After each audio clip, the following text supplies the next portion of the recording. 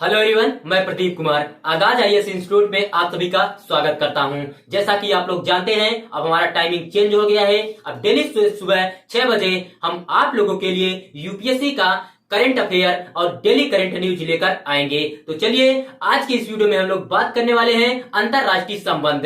अंतरराष्ट्रीय संबंध से रिलेटेड यूपीएससी के प्रीलिम्स और मेंस के लिए आज के जितने भी टॉपिक है हम आप लोगों के लिए लेकर आए हैं। तो देखिए, प्रीलिम्स के लिए जो टॉपिक है वो है हौती से यमन का क्षेत्र और पड़ोस और ऑपरेशन राहत, और मेंस के लिए जो टॉपिक है यो यमन गृह युद्ध और हौती संघर्ष का महत्व और भारत की रुचि। तो आइए हम यूपीएससी के प्रीलिम्स और मेंस के इन सभी टॉपिक के बारे में पूरे विस्तार से चर्चा करते हैं। तो देखिए, चर्चा में क्या है आइए समझते हैं। यमन में युद्धरत पक्ष सैकड़ों कैदियों की अदला बदली कर रहे हैं, जिसने सऊदी समर्थित सरकारी बलों और ईरान समर्थित हौती विद्रोहियों के बीच एक अस्थायी युद्ध विराम की उम्मीद जगाई है। यमन में युद्ध की शुरुआत आइए हम लोग जानते हैं। यमन गृह युद्ध 2011 में सत्तावादी राष्ट्रपति अली अब्दुल्ला सालेह के अपदस्थ होने के बाद शुरू हुआ।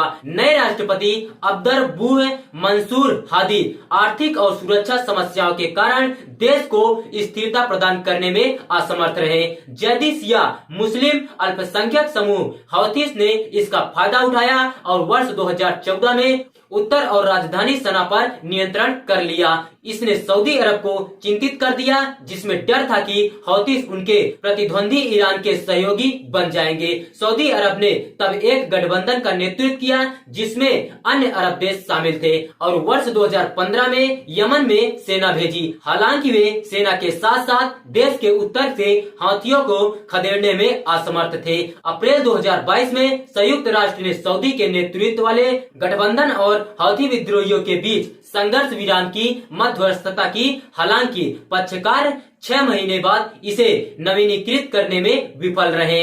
स्टॉकहोम समझौता क्या है आइए हम लोग जानते हैं। यमन के कुछ हिस्सों पर नियंत्रण रखने वाले युद्धरत पक्षों ने दिसंबर 2018 में संघर्ष संबंधी बंदियों को मुक्त करने के लिए स्टॉकहोम समझौते पर हस्ताक्षर किए थे। संयुक्त राष्ट्र द्वारा मध्यस्थता किए गए समझौते के 3 मुख्य घटक थे। हुदायबा समझौता क्या है आइए समझते हैं। हुदायबा समझौते में होदेइदा शहर में युद्ध विराम और शहर में कोई सैन्य सुदृढ़ीकरण न होने जैसे अन्य खंड शामिल थे और संयुक्त राष्ट्र की उपस्थिति को मजबूत किया गया था।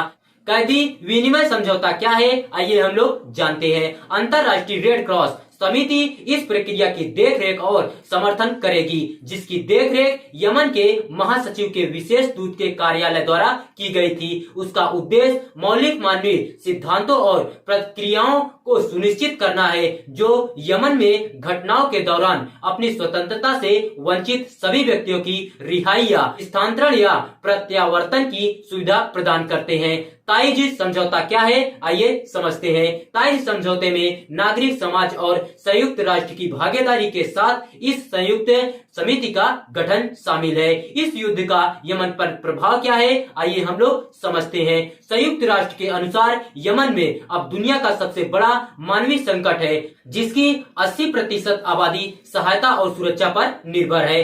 वर्ष 2015 से 30 लाख से अधिक लोग अपने घरों में विस्थापित हुए हैं और स्वास्थ्य सेवा, जल स्वच्छता एवं शिक्षा जैसे सार्वजनिक सेवा क्षेत्र या तो समाप्त हो गए हैं या गंभीर स्थिति में है। यमन आर्थिक रूप से संकट में है। आर्थिक उत्पादन में 90 बिलियन अमेरिकी डॉलर का नुकसान हुआ है। साथ ही 6 लाख से अधिक लोगों ने अपनी नौकरी खो दी है। देश की आधी से ज्यादा आबादी व्यापक गरीबी में जी रही है। यमन संकट के कारण भारत और विश्व की चिंताएं क्या है आइए जानते हैं। सबसे पहले वैश्विक जानते हैं। अंतरराष्ट्रीय तेल शिपमेंट के लिए आदान की खाड़ी से लाल सागर को जोड़ने वाले जल संधि में यमन का अवस्थित होना यह चिंता उत्पन्न करता है कि यमन संकट विश्व भर में तेल की कीमतों को किस प्रकार प्रभावित करेगा। यमन में अल कायदा और आईएस से जुड़े समूहों की उपस्थिति वैश्विक सुरक्षा के लिए जोखिम पैदा करती है। भारत में आइए जानते हैं। यमन यमन भारत के लिए कच्चे तेल का एक प्रमुख स्रोत है और तेल आपूर्ति श्रृंखला में कोई भी व्यवधान भारत की ऊर्जा सुरक्षा पर गंभीर प्रभाव डाल सकता है। यमन, सऊदी अरब, ईरान में रह रहे भारतीय प्रवासियों की बड़ी आबादी भारत के लिए एक चुनौती है। भारत पर अपने नागरिकों की सुरक्षा और संरक्षा सुनिश्चित करने एवं प्रेषित धन में किसी भी व्यवधान के प्रभाव का प्रबंधन करने की जिम्मेदारी है, जो भारत में कई परिवारों के लिए आय का एक महत्वपूर्ण स्रोत है। भारत की पहले क्या है, आइए हम लोग समझते हैं। ऑपरेशन राहत। सबसे पहले हम लोग ऑपरेशन राहत के बारे में जानते हैं। भारत ने अप्रैल 2015 में यमन से 4000 से अधिक भारतीय नागरिकों को निकालने के लिए बड़े पैमाने पर हवाई और समुद्री अभियान शुरू किए। मानवीय सहायता क्या है, आइए जानते हैं। भारत ने अतीत में यमन को भोजन एवं चिकित्सा सहायता प्रदान की है तथा विगत कुछ वर्षों में हजारों यमन नागरिकों ने भारत में चिकित्सा उपचार का लाभ उठाया है। भारत विभिन्न भारतीय संस्थानों से बड़ी संख्या में यमन नागरिकों को शिक्षा की सुविधा प्रदान करता है। तो देखिए, अगर आप लोगों को इसका पीडीएफ चाहिए तो इसका पीडीएफ हम टेलीग्राम चैनल पर अपलोड कर देंगे। आप लोग वहां से जाकर इसका पीडीएफ डाउनलोड कर सकते हैं। तो टेलीग्राम चैनल का नाम है आगाज आईएएस इंस्टीट्यूट। आगाज आईएएस इंस्टीट्यूट आप लोग टेलीग्राम जाकर ज्वाइन कर सकते हैं और टेलीग्राम चैनल का लिंक हमने डिस्क्रिप्शन में भी दे दिया हूं। आप लोग वहां से भी जाकर टेलीग्राम चैनल ज्वाइन कर सकते हैं और पीडीएफ डाउनलोड कर सकते हैं।